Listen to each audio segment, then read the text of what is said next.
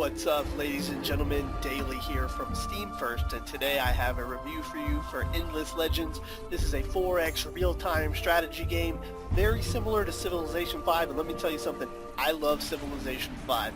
This game right here it's going to have that same feel. You're going to feel very familiar coming into this game, and everything's going to be so easy to pick up if you've played any of the 4X strategy games similar to Civilization 5, or really any RTS for that matter. It's really simple to pick up. Now, what makes this game a little different is the combat system is very unique. It also boasts a host of new features, new units, different things that you haven't seen before, and let me tell you, it looks really good too. Very beautiful, definitely rendered a little better than most of the other 4X strategy games out there currently. So stay tuned, Endless Legend preview coming up for you right now on Steam First. Alright, ladies and gentlemen, so here we are in the game setup screen. This is also kind of unique to this game. Basically what you have here are some different settings to kind of customize the game to your liking. So we'll start up here with the game settings. You see you can set the number of empires or people kind of playing. You'll see here you actually have the option to set time battles. That's because, as I mentioned, the combat is a little bit different than you're used to in 4X strategy games. It kind of takes on a 4X strategy game meets the Total War, auto-resolve matches, where you can actually auto-resolve matches similar to Civilization 5, or you can actually use your units in combat and fight and do kind of strategic placements of your units. So really brings in that strategy part of real-time strategy with that 4X feel. Moving on, you have the Empire Summary. This is the kind of what you're looking at for your startups in your empire. This is the World Summary. You can choose the size, temperature, shape, and the overall size of the world. This is the region size, how big certain regions are within the map. This is the scenario summary, which shows you exactly which scenario you're doing if you're doing one. Then over here you have the competitors. This is who you're fighting against, and you will select your own as well. Right here you can choose the different factions that you have. Looks like we have a total of 4 factions currently, and you can randomize which one you are if you would like. So we're going to go ahead and pick this particular faction here, and we're going to go ahead and start the game and show you guys exactly what the in-game stuff looks like as soon as we come back. Alright, ladies and gentlemen, we are in-game here. We're going to start off with the options on the menus here. Here you can see the different types of menus where you can see the city screen, your research screen, all the stuff that you find in a normal game like this. Now let's take you down into the actual in-game map here, and you can see as we start to fold down, the graphics will start to enhance and you can see the different regions and stuff that we're in.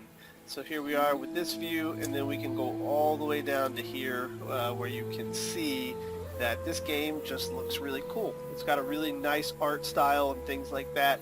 Here's also one of the main things that's kind of different from some of the other games in this genre is the groups are, the units are groupable.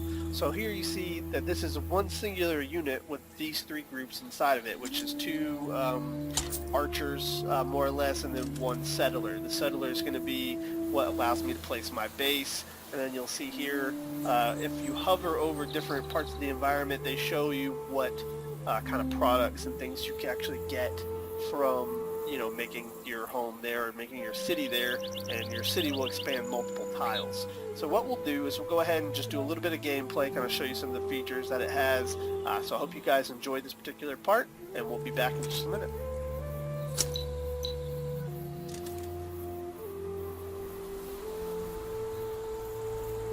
Alright, so what I've done right now is I've separated this unit of archers from my main group, and I'm going to send them over to investigate these ruins.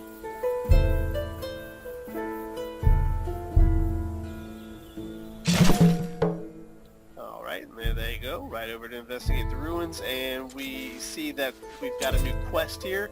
This quest, when it's completed, will allow us to get a reward, which is a shard of however you pronounce that.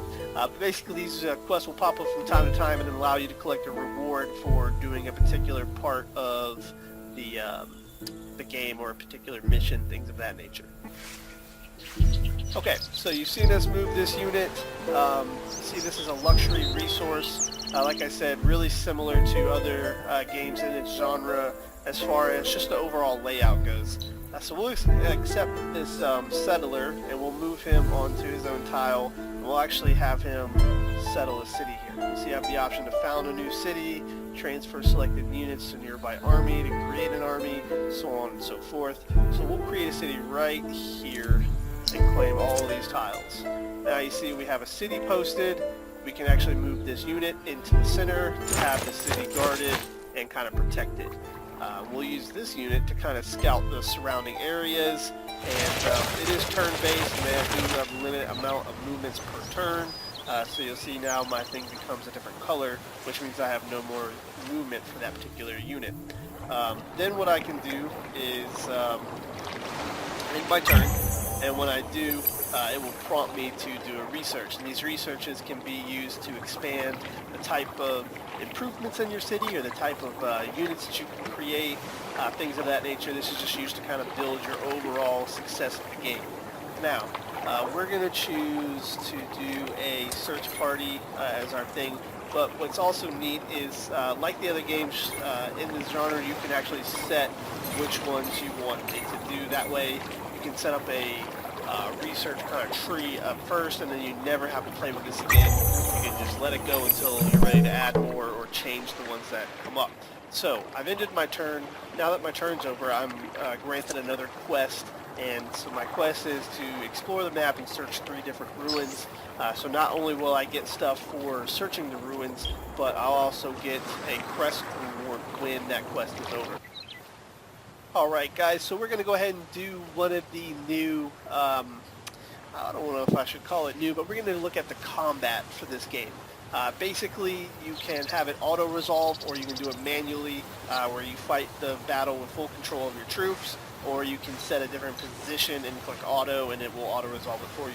We're going to fight this battle ourselves, and we're more than likely going to lose because it's a super early game, but in order to show you guys a good late-game battle, it would literally take hours doing this by myself.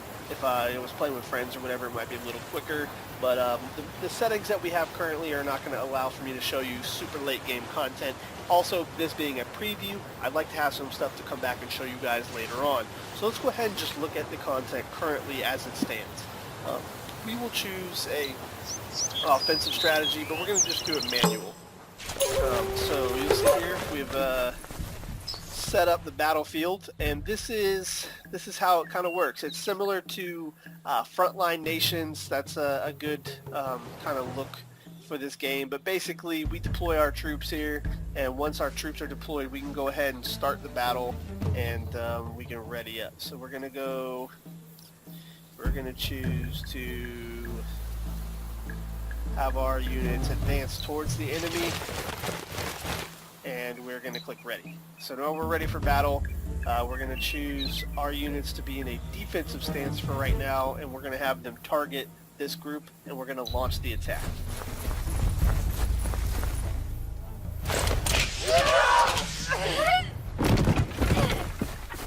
And you see we got utterly destroyed here. My unit had a chance to, fight, but they're just getting demolished from this group here. But this is what sets it out. This is what makes it different, is you literally fight the battle on a tile-to-tile basis rather than just clicking on a unit and letting it auto-resolve. You can really put some strategy into where your units are deploying. Now that I've lost that unit, the fog of war comes in. I can no longer see over there, but everything I could see up until that time is still revealed. And you'll notice that this map is quite large. There's a lot of area to explore and a lot of things to do. So moving on, we'll click on the city here, and you can see that the city has its own set of actions that you can do. If I can actually get the city, there we go. The city has a list of actions it could do. You can construct buildings, you can construct different types of regional expansion to make your tiles more profitable and actually expand your tiles, and then you can recruit units as well, settlers and rangers at this particular point in the game. But overall, this game is very, very cool, and it's definitely something that's going to get your your brain working. This is not one of those games you're going to come in and play and not be challenged. This is something I highly recommend as of right now, and it's only getting better. Like I said, this is a preview video. You're going to see more stuff from this game in just a short amount of time, I'm sure. We'll keep you updated here on Steam First. Thank you for watching, and stay tuned for the next video on Endless Legend.